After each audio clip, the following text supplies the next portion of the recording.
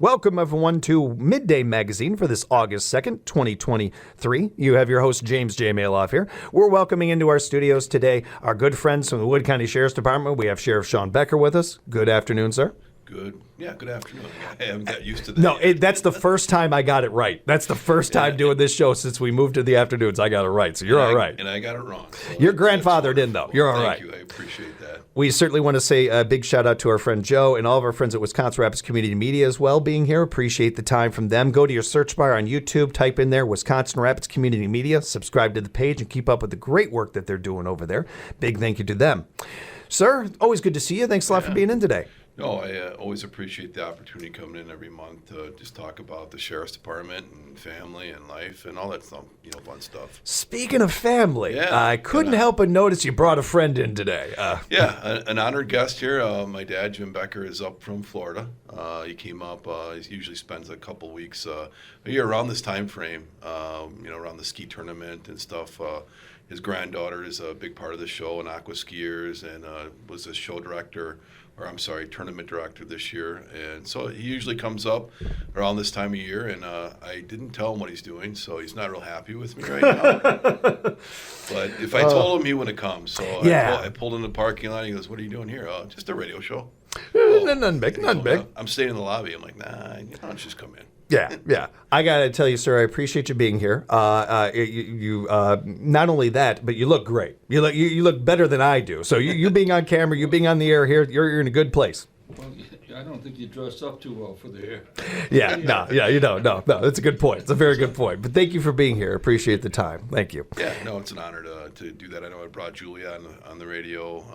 Jordan, still working on Caitlin, but it's just an honor to get family to come out on the radio and be part of the show. It's not about me. It's about family. It's about the team. It's about the team that you work with, and it's always a great opportunity when you get to bring somebody that means so much to you.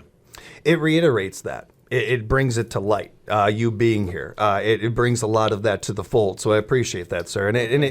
I love any opportunity to show the human being behind the badge. I think that it's something that Shawn and I have talked about quite a bit. It's more and more important the more forward we go, and you being here really helps us do that. So I appreciate the time for me, and it's good to meet you too. Thank you for the time. You've got a great name. Shawn, I wanted to kind of rewind a little bit and go to this water ski show tournament, talk about National Night Out. Start with those right there. How did the water ski show tournament go? Went through great. That tournament has been here for over 50 years, and it's just such a highlight for our community to have the event here at Lake Wazeecha. And the tournament, since I started in law enforcement here, it was pretty busy. The first few years where we were law enforcement-wise, running call to call, having to make arrests or citations, where there was a big change several years ago that we talked about when the tournament directors, the ski teams said, "Hey, what can we do to kind of tone this down as far as making our lives a little bit easier for law enforcement?" And then what they did is made some good decisions on holding teams and skiers accountable for their behavior.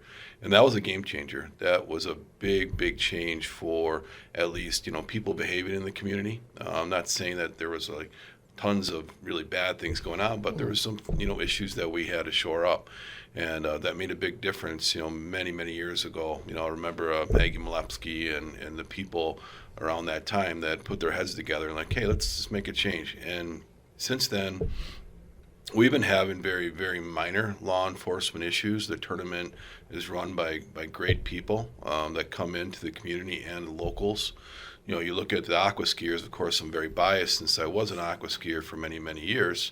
But just with the people that have been part of that team, and whether they're skiers or not, the people behind the scenes just make this tournament go. That's where I'm really proud to say, Jordan stepped up this year along with another aqua ski member, Katie, and they are both the tournament directors. And that's taking on a huge role because you're assuring that everything's going on time, that the shows are running on time, everything's going smoothly. But that's not just those two people. It takes so many people within our community to make that event go the way it does, and it went great. Like I said, very minor things. It always seems like we get some weather that comes through. Yeah. And it was funny. The aqua skiers, their theme was all about storms Yeah. and stuff like that. It was an awesome theme. And, of course, on Saturday, we had a couple of storms come through. But again, with the way that the people that are involved with that tournament prepare, for that. Hey, weather's coming. You had our dispatch center, connecting with the people, at the tournament with law enforcement. There's, the warnings were already out there, like, hey, we might have some weather coming in, and okay, so it just put off a couple shows until later, and that was really the only hiccup all weekend that we had. And again, shouting out to our two local teams, Shermlot, they're in Division One. They did pretty good as well, competing at the Division One level. And then Aqua Skiers had a great show. They finished fourth, which is great. They had a good show. Mark Hofferman was, I believe, the MVP on barefooting. Nice, phenomenal skier. But there's a lot of them on the team, and their numbers are down. And that's why they're at the Division II level. But it seems to happen with the Aqua Skiers and many show teams, where you'll see your numbers spike and then they'll go down, and it really depends on availability and interest. And I foresee the Aqua Skiers kind of continue to build. And I remember throughout the years that I was on the team, that happened.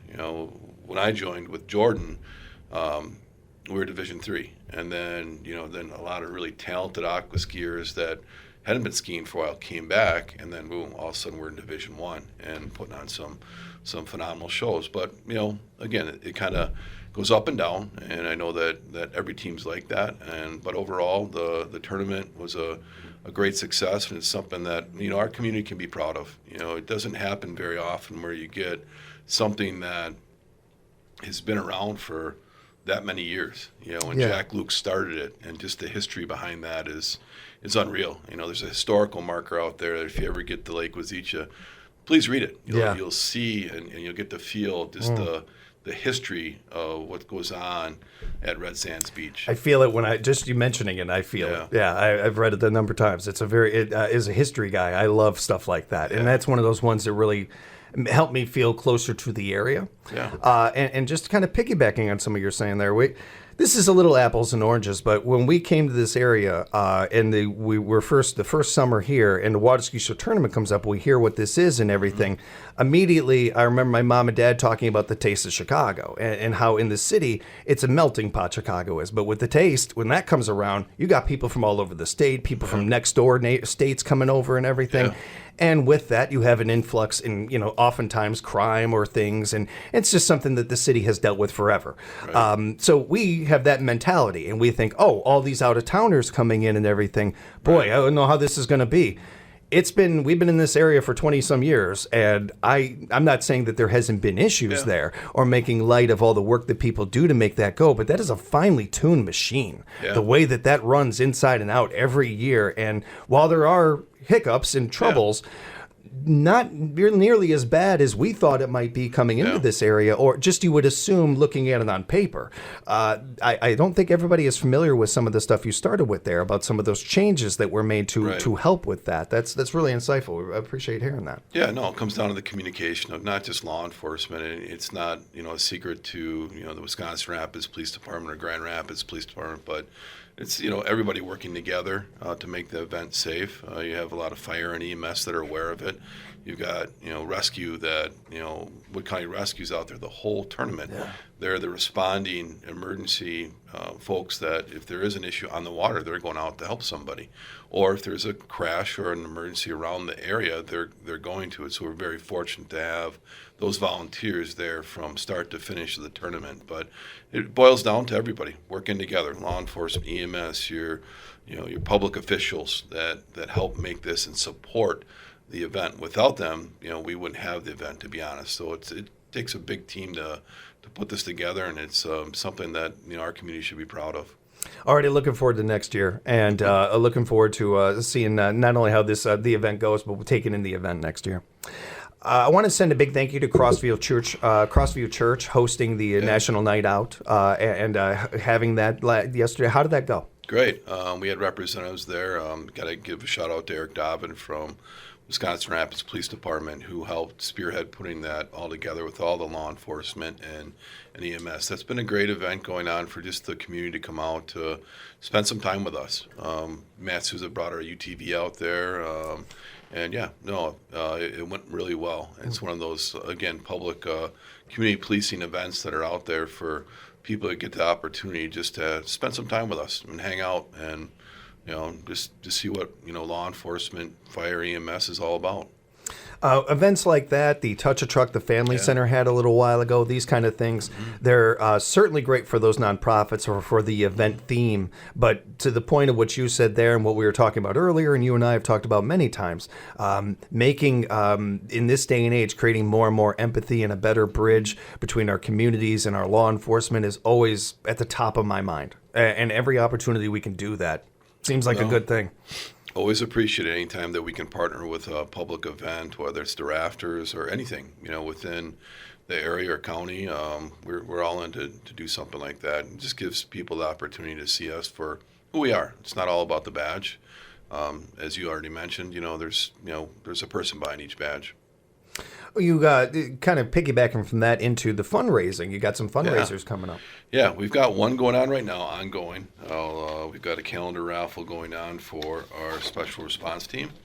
Right now we're selling these for $40, but if you take a look at the prizes on there, we call it an outdoorsman raffle, and you've got chainsaw, you've got firearms, you've got tractors, UTVs, you name it. So if it's something that you're interested in, stop down the sheriff's department.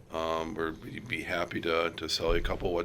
We're doing something that our rescue unit did, a calendar raffle. So every day of the month of October, we'll draw for a prize. It's on the calendar, so you'll be able to see what's on there. And one of the neat things that we put on there is, it's no secret we're building a jail. And we connected with the Henry Rifle Company, and they did a personalized rifle with the new jail etched in the side of it. Wow. And then it'll have our patch on it. It'll have our core values on the rifle. So it's really one of a kind, and I thought that would be a great prize to start off with and kick off with. So that'll be available. But it's not all about the firearms that are on here. There's a lot of other things that are on there that anybody could use. Like the lawn equipment. Who wouldn't want a UTV now with all a lot of the roads opening up and everything, and being a UTV enthusiast, I think that's another awesome prize you can get. Yeah, so. Never turning something like that down. No. James, I hope not. No. Those are great prizes, by the way, too. Dang, you got some nice sponsors on that one. Well done. That's good. Yeah, we did. Got to give a huge shout out to Lieutenant Scott Sager. We saw the success of the support from the community for our rescue unit, and we're always looking for equipment, and it's not cheap. We do a great job with our budget. Quentin Ellis does, but there's still equipment out there, like whether it's a heavy vest or something that we need for our special response team. It costs us quite a bit of money. So this is an opportunity for us to raise some funds for a very important cause. Our SWAT team, special response team, that's huge insurance policy. You hate to say that you need them, but you have to have them because there are situations that do come up that require that extra, safety precaution, not only for the community, which is very important, obviously, but the officers, as well. They need that extra equipment because a situation is happening that dictated that we need to bring that higher level of security. I think of the canine fundraising we've done before too, and that being able to benefit this being able to benefit that as well. Yeah. Well, next thing I'll talk about is the Swing for Paws golf outing coming up on the 21st of August at the Ridges. This will be the second year that we've done it. It was extremely successful last year, and we had a lot of people, talking about like early in the year, like, hey, when is that going to happen? We want to make sure we get our foursome in it. So yeah, there's still some availability for teams. The best way to register is online, and the website is www.swingforpaws.com. If you go on there, it'll be easy to sign up for your foursome and come out and have a great time. All of our canine units will be there. We've got quite a bit of special events on there, some guaranteed prizes like a trip to Vegas, a trip to Myrtle Beach, $1 million shot opportunity, $5,000 putting contest. So there's a lot of things. It's not just a normal golf outing. We wanted to get out there and get some more ways for people to win some money, and then obviously support a great cause. Yeah. Shawn, not looking for an exact number here, not to put you on the spot, but as far as your budgeting goes and everything, how much of that pie chart is needed from doing things like this, events like this, and that the people buying stuff or just being a part of these events? Great question. For our K9 unit, it's zero budget. And the reason why it's a zero budget is because of the support from the community. And this is a prime example where we can bring something back. Okay, number one, to support us financially, but you can come out and have a good time, potentially win some really good prizes. Yeah. It's a way that we could, raise money and get the opportunity to give back to, the people that support us. I mean, I'll tell you that the support that we've been getting for our K9 unit throughout the last, several years has been unreal. Yeah. We're now looking at potentially getting a therapy dog. And I was kind of against getting another dog because we have 4 of them right now. And that's a lot for a department our size. Yeah. But it's all been based on the community support and the community feeling that the need's there. And recently, Legacy awarded us a lot of money for our K9 unit, and it's going to connect with mental health.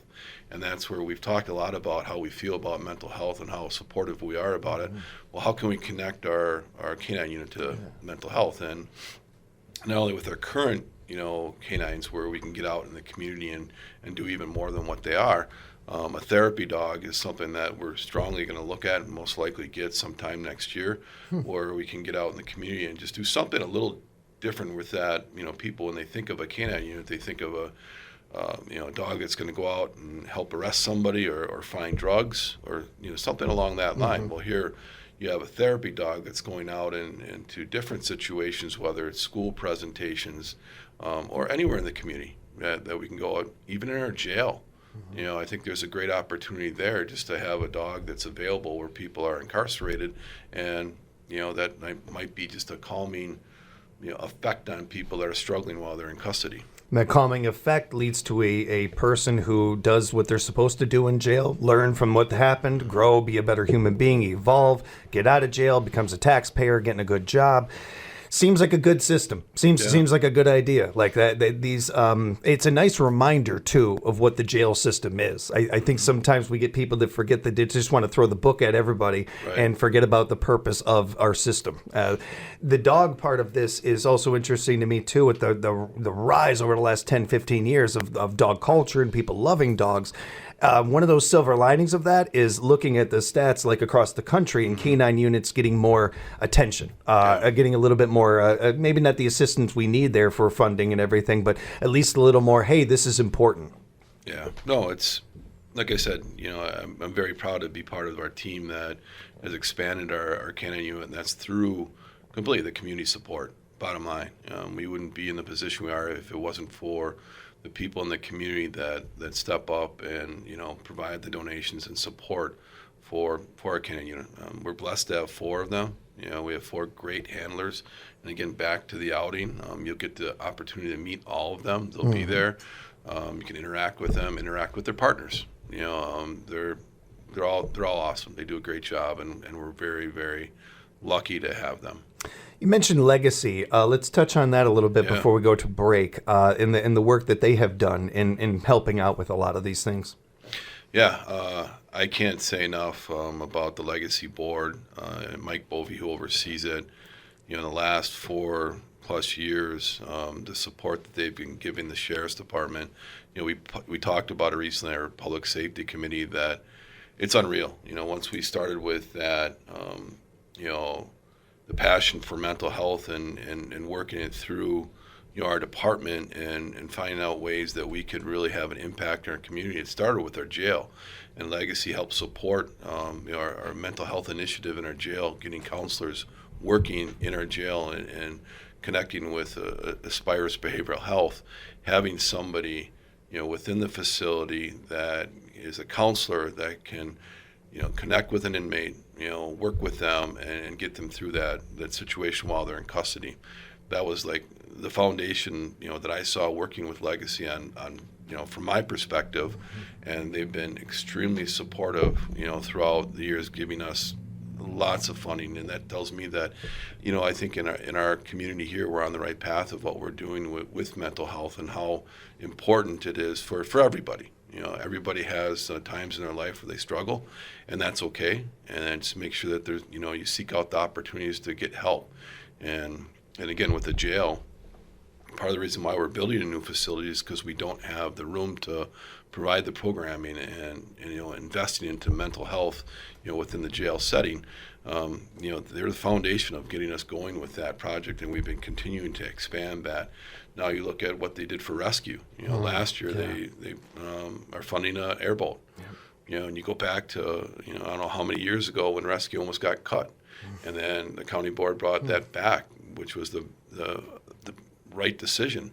And then you look at now Legacy supporting that volunteer unit of our department. We got an airboat coming now this year. Not only that they're supporting our canine unit, with the mental health initiatives attached to it, but they're also supporting getting a new truck for rescue.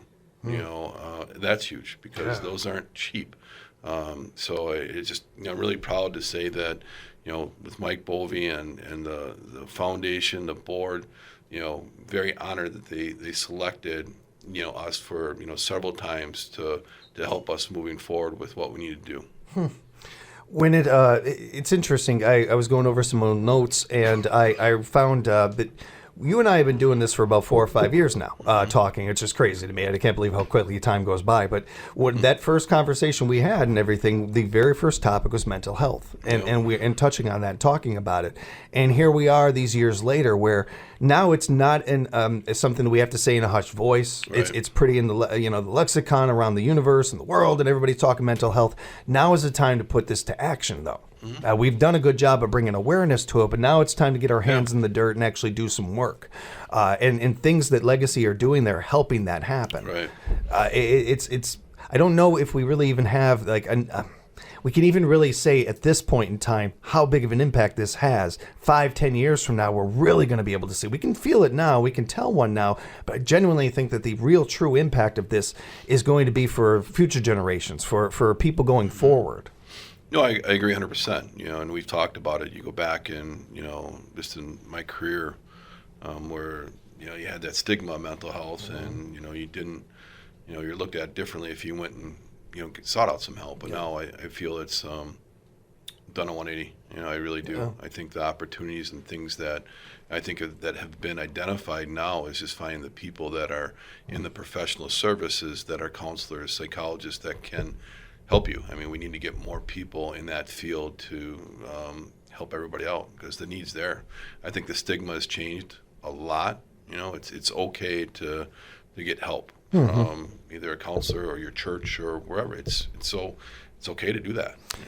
And like a lot of things, leadership is incredibly important with this topic, I think, because if you're saying it and I'm a deputy, I don't feel as bad. Well, my sheriff's doing it, I don't feel as bad. It's the same thing around here, where if our upper management is making it cool, then the rest of us feel okay with it. It's such you don't think of leadership with these kind of things maybe sometimes, but it is a big integral part of it. And in order for us to get where we need to be with this topic, it's important to be able to have that.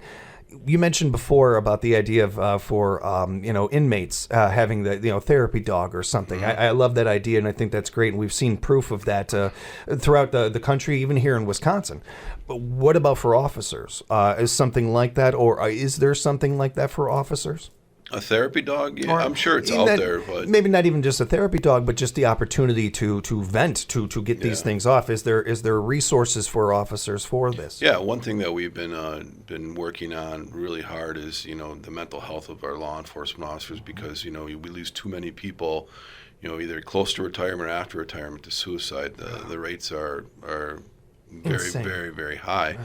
And that's given us, especially as leaders, the opportunity to take a strong look at that. Because if you, as a law enforcement leader, you lose one of your own to suicide, or they decide to retire early because of their own mental health concerns or issues, that's on the leader. Bottom line, if you don't, go all in and provide as much help out there that's available, then that's on that organization and definitely the leadership. We've done a lot of great things. We're not perfect. We're always looking at trying to be better, but with our peer support group, where we've got people trained that are working pretty much 24/7, and if there's a concern or they see a call that was pretty graphic or just something that was tough to work through, there's follow-up that our peer support people that will have with our staff or another agency that's also trained, and hey, maybe you want to reach out to a different department, and that's growing, and that wasn't like that before. But that's something that we've been really working on for quite a bit. We have connections to counseling services that are available, and again, we're continuing to build upon that. We expanded our chaplain unit. They have been awesome. One phone call, somebody's there. And it's not a big push on religion, but it's there. Somebody's there to listen to you in confidence, and where you can talk, and whatever you say isn't going to be repeated. So you can really open up and talk about a situation that you might have seen, whether it's a suicide or something along those lines that would bother anybody. And then you look at law enforcement and first responders. What we see and deal with can be really hard. Yeah. And we all have feelings too. We have a CISM group that has been expanding. Bluegrass on the Lakes, we talked about that. They raised almost $15,000 for us. Man. I mean, that's unreal. Yeah. And it gives us the opportunity to continue to invest in, training, ourselves and connecting with professional services. So when a first responder that struggles through a situation, we've got the avenues there to help them through it. We're speaking with Shawn and Jim Becker, along with our friends from... You guys got to talk much. You got to start asking I got a couple questions coming up. I got a couple for you coming up, sir. Of course, our friends at Wisconsin Rapids Community Media here as well. We'll take a break, come back with more Midday Magazine here at WFHR. Welcome back, everyone, to Midday Magazine for this August 2nd, 2023. Your host, James, behind the mic, and we're joined today by Wood County Sheriff's Department. We have Sheriff Shawn Becker with us, along with your father, Jim Becker. Thank you both for being here. And, of course, a thank you to Joe and our friends at Wisconsin Rapids Community Media being here. Sir, if you don't mind, Jim, I just had a question or two. Having the opportunity to have you here and everything, I want to get some dirt on Sheriff Becker. So I thought, no, I'm kidding. No, take that mic away. I'm kidding. No, take that mic away. I was curious, especially because we don't have this opportunity very often. When he's a young man, he comes to you and to tell you that this is what he wants to do with his life. What was your impression of that? What did you think of that? Well, it was certainly not positive. I wanted him to go to college, and basically I made a deal with him that I'd support him if he finished school, and he did. And the first thing he did is go to the academy. So I suppose it'd have been a lot quicker just let him do it right away. That's great though, and I imagine not easy. As a dad, and just thinking about my own kids and them coming to me saying something like that, I would hope that I would handle it as well as you did. I don't know if I would, but I would hope I would. That's interesting.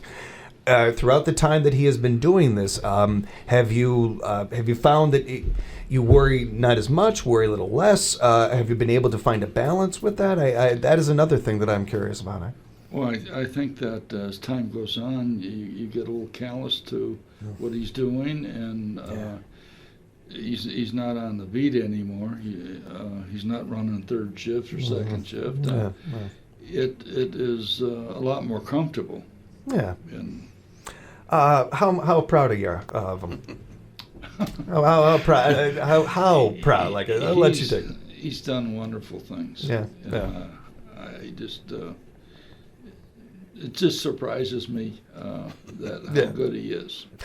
How about off air? We'll get the dirt. Off air. I want to hear the dirt. I can supply you with fun. Excellent. We'll talk. No, but, and I'll go back to the college thing, and when I graduated high school, the focus was just playing football somewhere, and my grades weren't the best. They're okay, and I had the opportunity to get a UWSP, and the deal was made, and I was very fortunate to have the support and the foundation, and I think that really runs true for any family. You look back at the foundation that you have, and because those are your role models, and he still is a role model, and will always be. And you have that, foundation that you can build upon.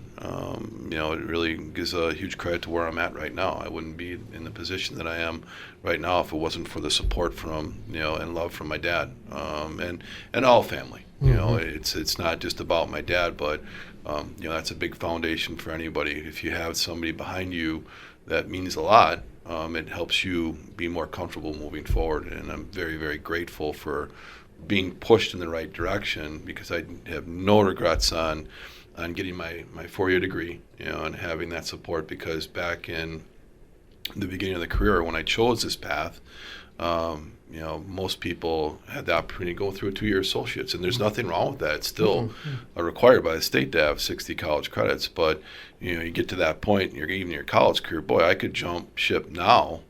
But no, with the encouragement from my dad and support of both my parents, I got through, got my bachelor's, and I'm very, very proud that I got through that, and that's a big reason why. So, like I said, that foundation is so important for anybody. It's one of those things you and I have in common where my father was an athlete. He was in hockey with the Blackhawks and was a middleweight boxer in Chicago and everything. And he had me, and that's what I was going to be. I was going to be the next athlete in the family.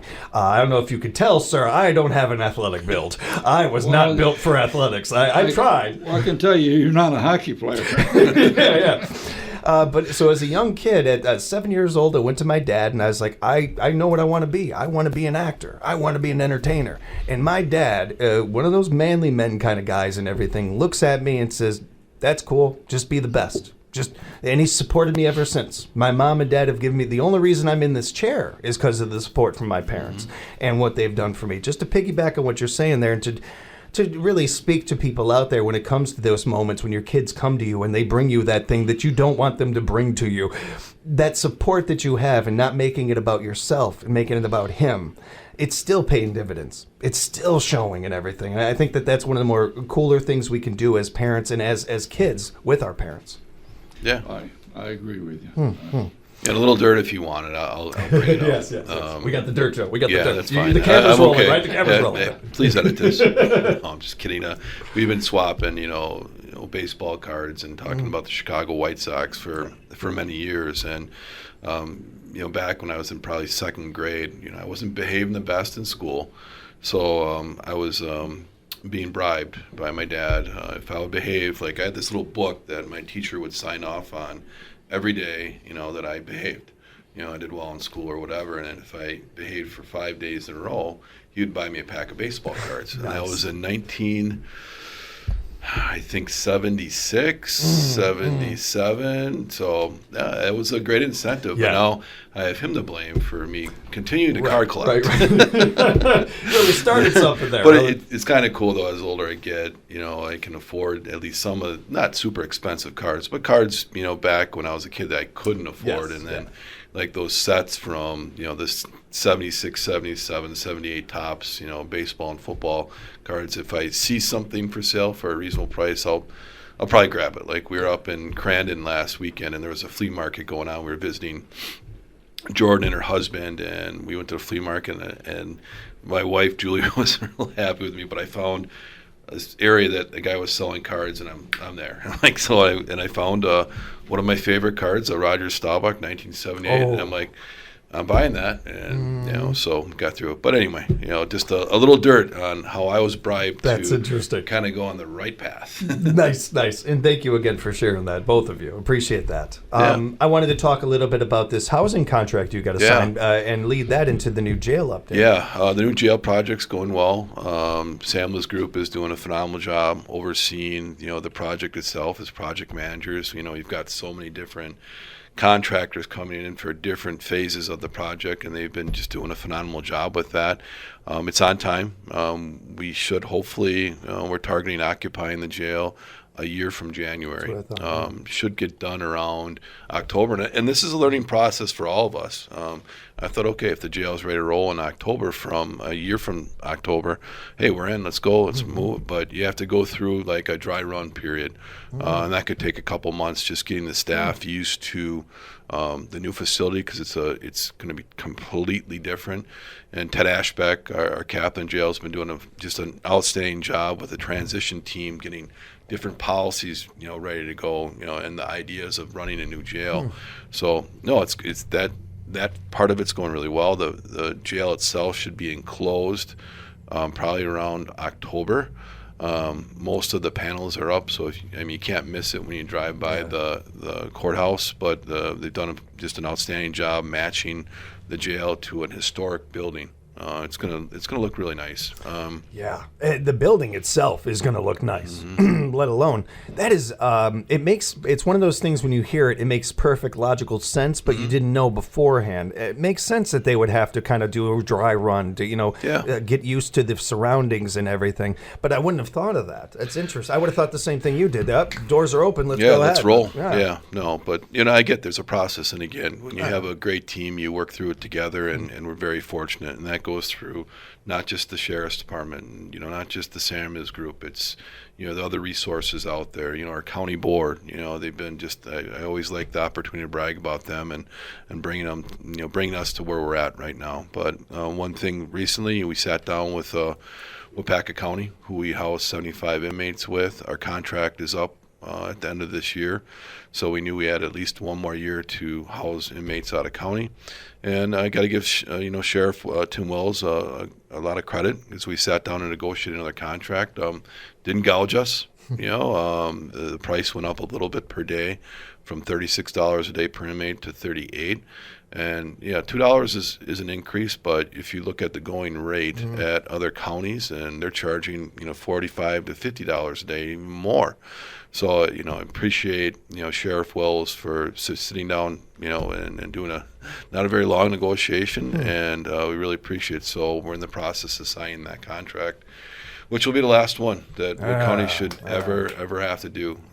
Once I told you before, once I got in this position, and you looked at the numbers, it was just astonishing how much money that we were paying per year to other counties. Adams County, we will not have to continue a contract with them, so that's going to save us operationally next year about $150,000.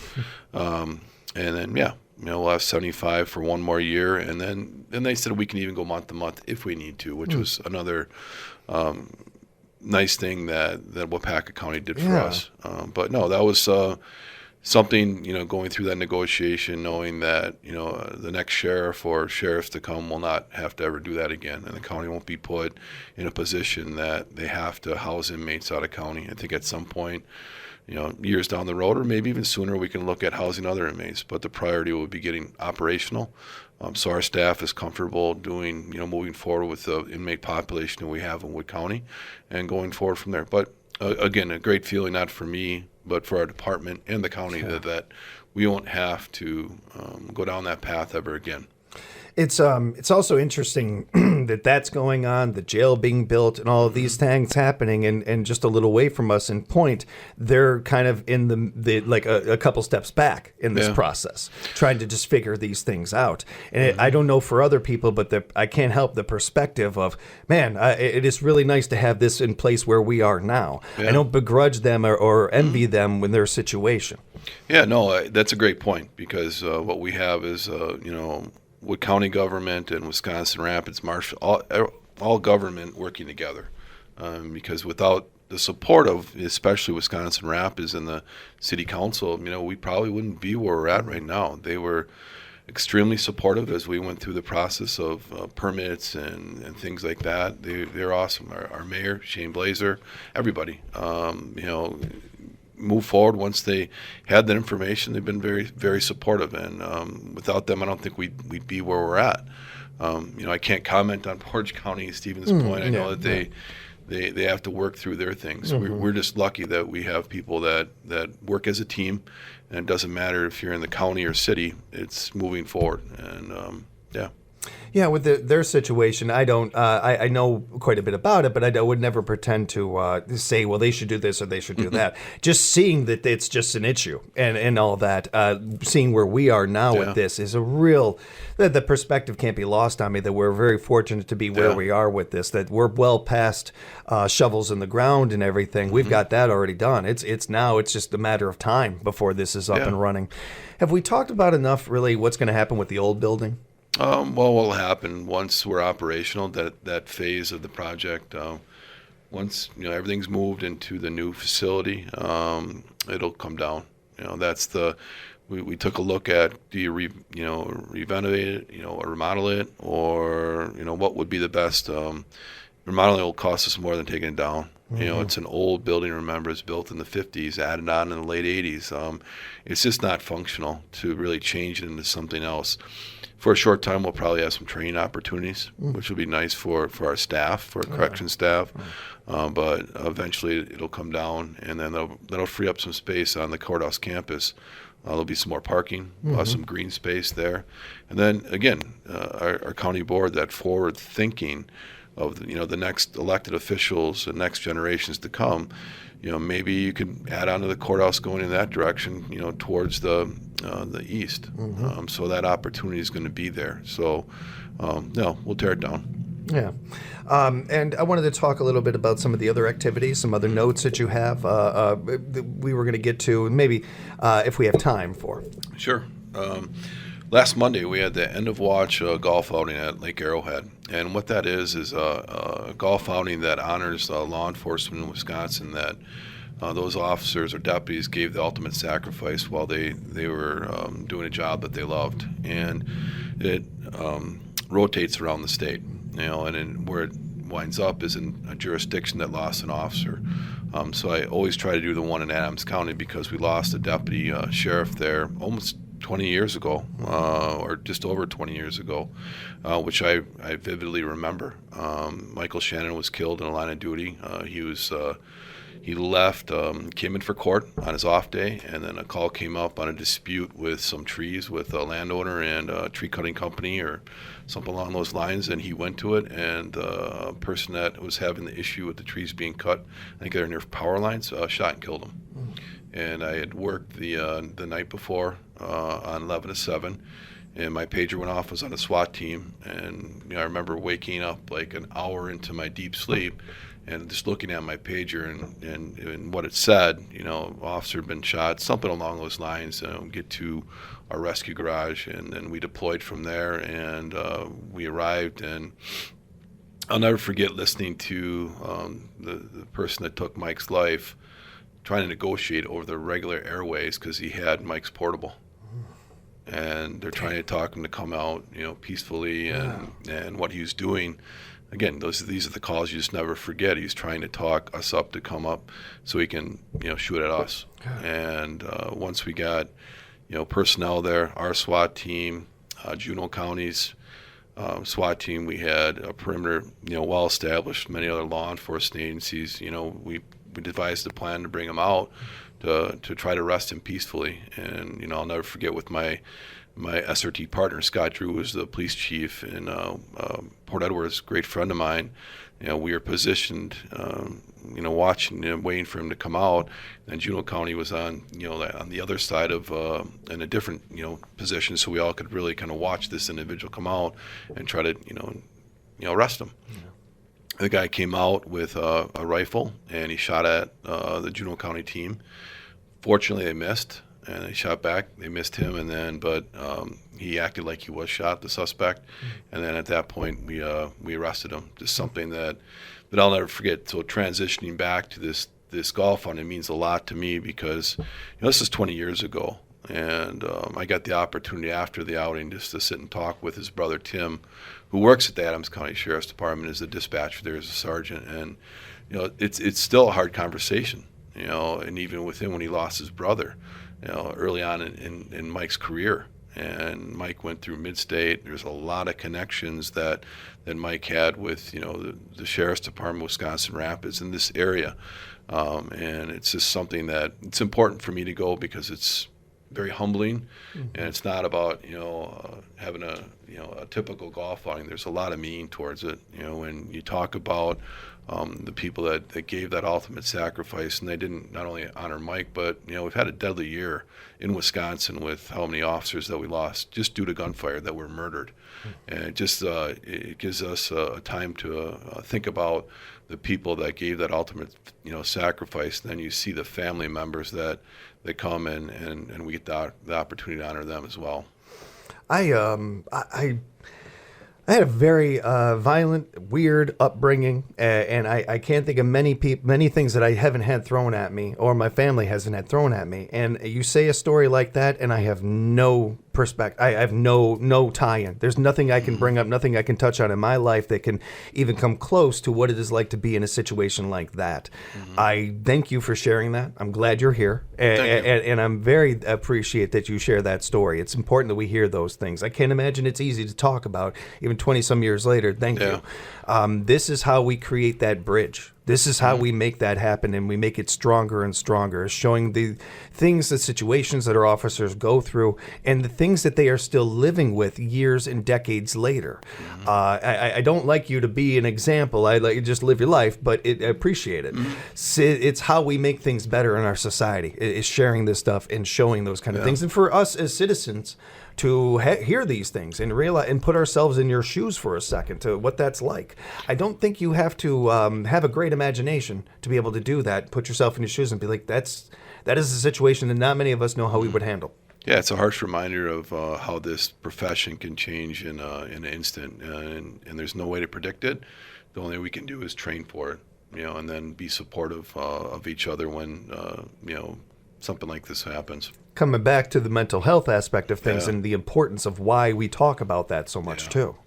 No, definitely. When you have, we've been talking about, unfortunately, preparing for it, just not that you ever want it to happen, but you want to make sure that your department is in a position to have the resources available when it happens.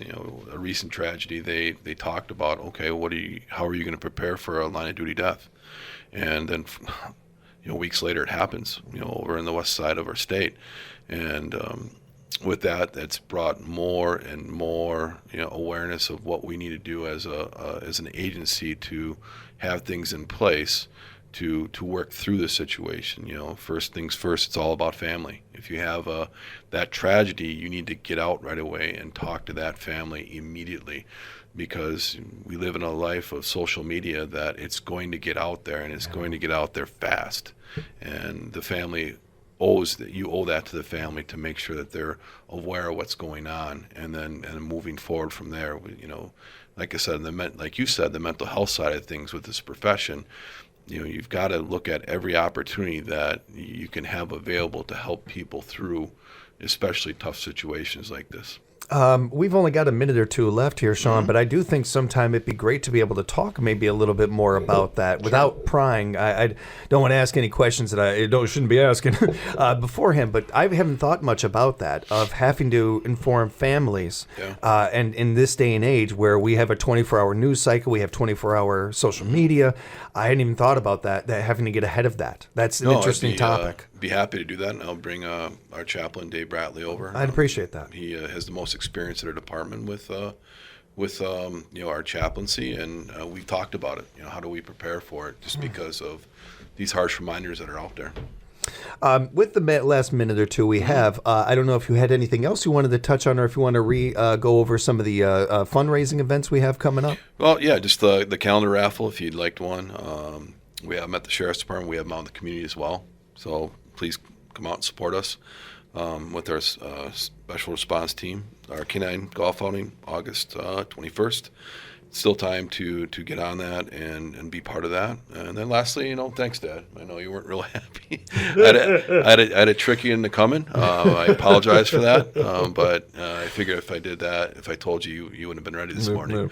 But no, love you. Appreciate the support and that you've given me and my brother Scott and our family. Like I said, we're in positions in our life that are both successful, and that comes from the foundation of you. Thank you. And thank you, sir. Thank you very much for being here. Really do appreciate the time and you putting up with us talking and everything. Thank you. Enjoyed it. Good. Shawn, it is always good to see you and talk with you. you Be too, safe James. out there. Take Thank you. care. We'll talk again next month. Yeah, I'll see what I can bring for a trade. Yeah, that sounds good. Of course, a gigantic shout out to our friends at Wisconsin Rabbits Community Media. Love and appreciate you guys. Go to your YouTube page, throw in there Wisconsin Rabbits Community Media, subscribe to their page, and keep up to with the great work that they are doing. We'll have more Midday Magazine for you tomorrow right here at 97.5 FM, 1320 AM, WFHR, locally grown radio.